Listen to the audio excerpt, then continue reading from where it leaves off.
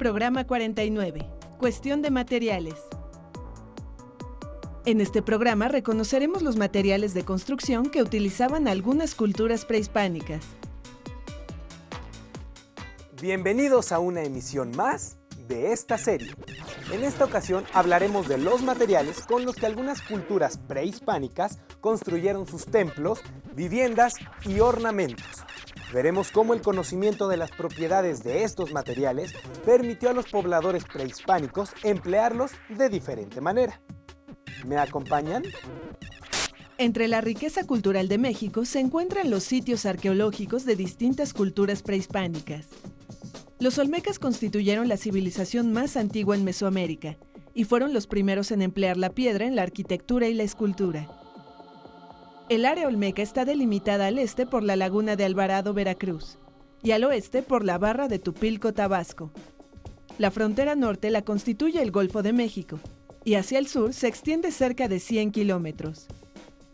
Los sitios olmecas de los que se posee mayor información son San Lorenzo y La Venta. Uno de los temas de investigación sobre los olmecas es el tipo de materiales empleados en sus obras escultóricas. El caso de La Venta es particularmente interesante dado que no existen yacimientos de piedra en más de 50 kilómetros a la redonda. Las esculturas de La Venta fueron elaboradas con materiales muy diversos como piedras de origen volcánico. Por ejemplo, basalto y andesita, formada en su mayor parte por aluminio, silicio, sodio y calcio.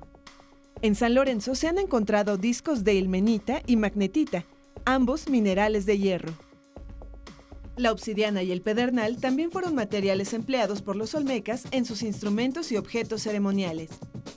Ningún yacimiento de estos materiales se encuentra dentro de la región olmeca, lo que indica que tuvieron que ser extraídos en lugares distantes. Los olmecas eran muy hábiles manejando los materiales. Construían grandes esculturas con materiales que no estaban en su zona. Comenzaban a hacerlo en el lugar de los yacimientos y luego las transportaban a donde permanecerían. También construían otro tipo de objetos, como veremos a continuación.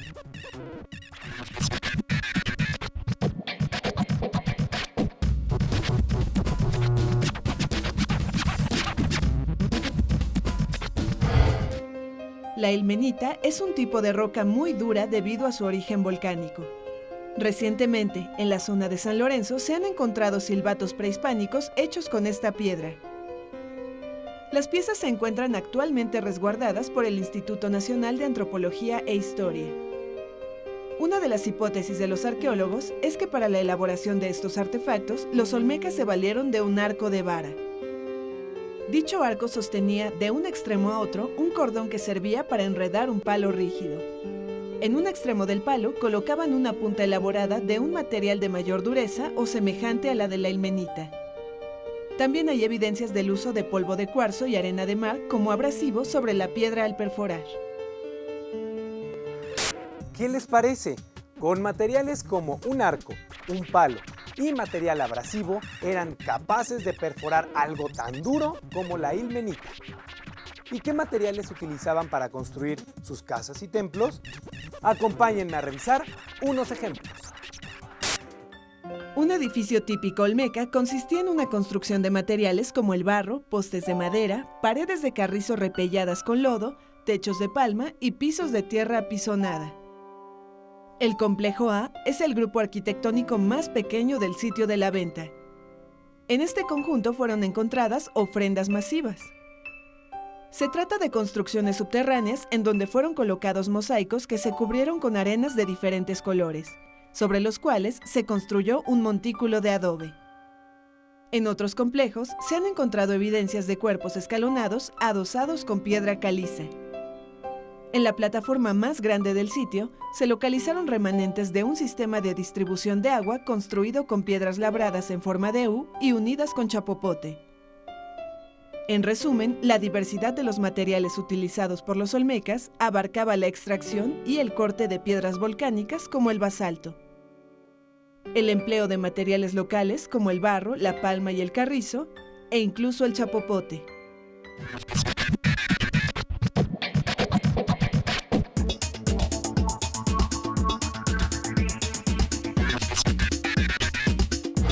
¡Sorpréndete! Los olmecas fueron los primeros mesoamericanos en recoger y procesar el petróleo que brotaba de los yacimientos naturales. Se han encontrado pruebas de que el chapopote era usado para sellar acueductos de basalto y las embarcaciones, así como en la decoración de figurillas y en mangos de cuchillos. Para procesarlo, los olmecas calentaban una mezcla de chapopote, pasto, palmas y olotes, la dejaban secar y guardaban los trozos.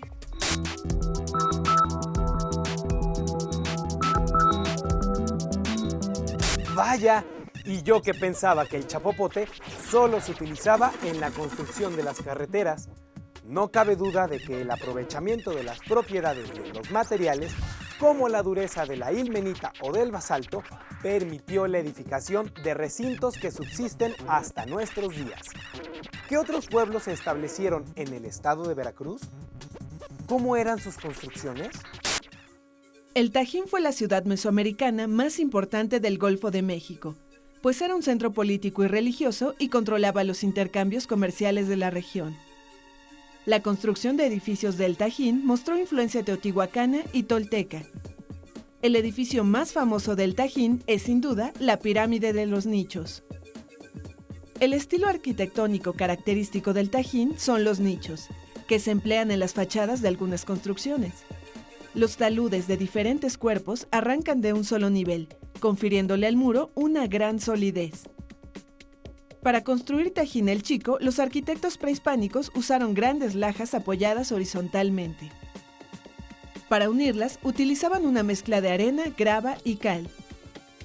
Al hablar de técnicas de construcción, no puede dejar de mencionarse el uso del colado, como es el caso del edificio A de Tajín el Chico, en donde se han encontrado los restos de un grueso techo de argamasa que fue colado de una sola pieza. Esta argamasa se logró al mezclarse arena con piedra pómez, concha marina y fragmentos de cerámica.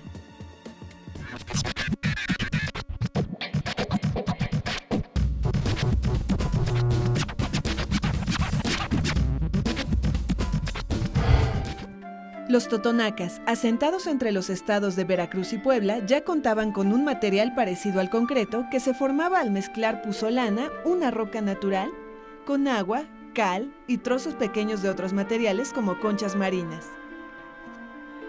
La puzolana es un material que cuando se ha dividido finalmente y está en presencia de agua, reacciona químicamente con el hidróxido de calcio o cal.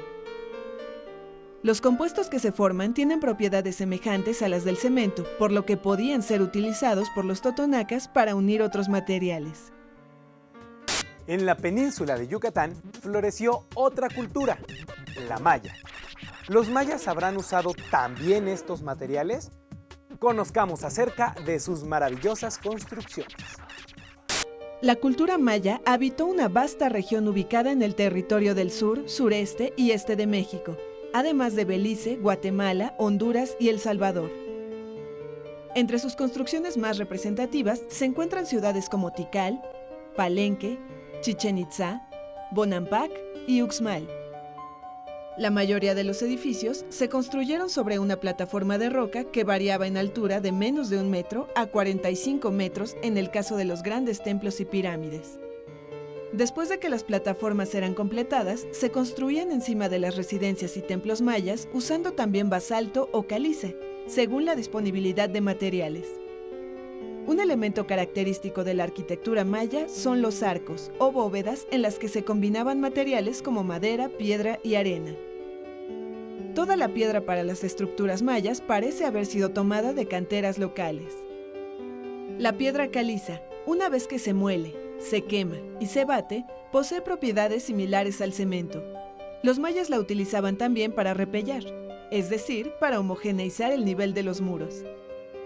También en la zona arqueológica de Comalcalco se han encontrado ladrillos de barro cocido como sustituto de las piedras.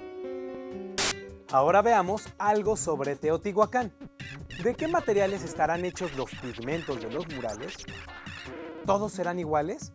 Acompáñenme a descubrir cómo son y con qué se construyeron las pirámides de esta ciudad. En el mismo periodo histórico en el que surge la cultura maya, se desarrolló la cultura teotihuacana. Teotihuacán se encuentra a 45 kilómetros al noreste de la Ciudad de México y llegó a tener una extensión de 21 kilómetros cuadrados. Las construcciones de Teotihuacán se caracterizan por su gran tamaño y por su arquitectura basada en 3 elementos: talud, tablero y alfarda. Por ejemplo, la Pirámide del Sol mide alrededor de 64 metros de altura. Fue edificada con bloques de adobe recubiertos de piedra. Su estructura la componen 5 cuerpos.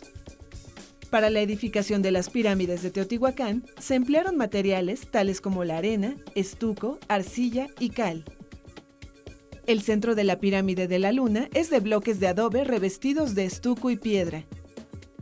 Los muros de la pirámide de Quetzalcóatl fueron adornados con frisos labrados en la piedra.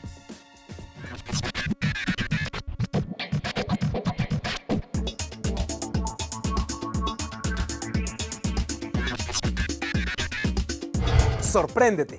Diversos laboratorios químicos analizan los materiales con que se pintaron los murales de los sitios arqueológicos para conocer su origen, antigüedad, composición y el proceso de utilización.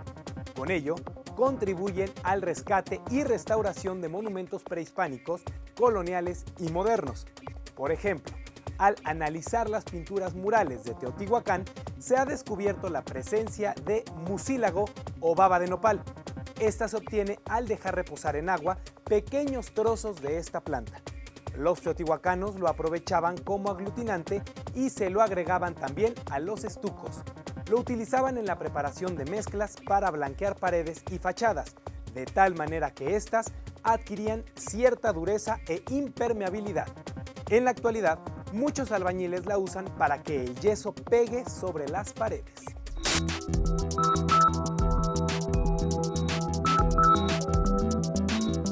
Definitivamente, esta ha sido una gran experiencia. Los invito a continuar aprendiendo más sobre las características de los materiales para la construcción en el próximo programa.